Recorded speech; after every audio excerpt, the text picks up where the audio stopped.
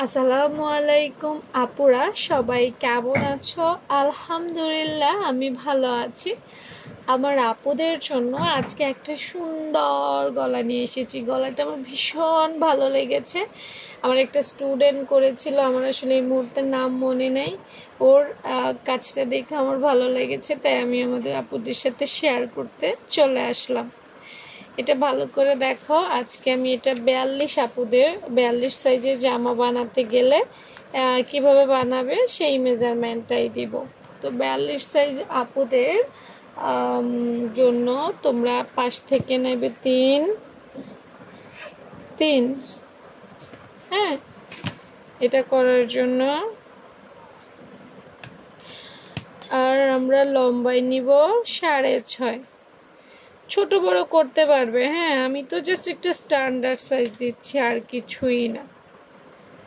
নাও, এরপর দেখো এইটা দেখে কি করতে হবে, ছবি দেখে অ্যাপ্লাই করতে হবে। তো আমরা আসলে এই স্টেপ এবং এই স্টেপ, দুটো স্টেপকে যদি ভাগ করি, নিচে একটু কম দেই, নিচে উপরে একটু বেশি রাখতে পারি, নিচে একটু কম দিতে পারি। হ্যাঁ, এটা ফলো করতে পারি, বা নিচে আরেকটু কম দিতে পারি।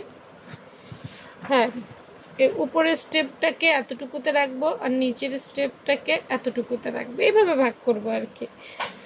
দেখো, ডিজাইনের উপরে অত ভালো সূত্র নাই।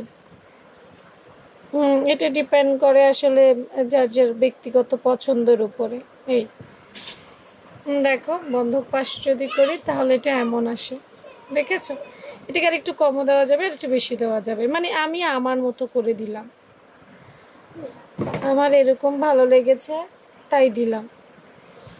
না, আমি এটা আরেকটু কমাই ফেলছি, কারণ সব কিছুর একটা সৌন্দর্য আছে, বেসিক সৌন্দর্য আছে, সেজন্য এভাবে দিলাম। চলো কেটে নেই। হালকা একটু বাঁকা, আর এখানে এরকম পুরা বাঁকা।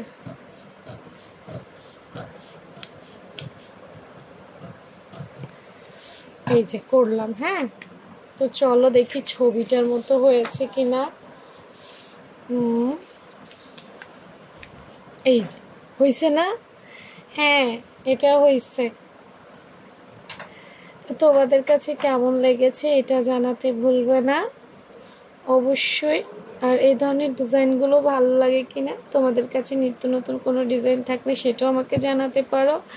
আমি চেষ্টা করব সেটাও একটু ট্রাই করার। ঠিক আছে? আপুদের কাছ থেকে শেখার জন্য কিন্তু অনেক কিছু থাকে। তো আপুরা, টাটা, বাই বাই।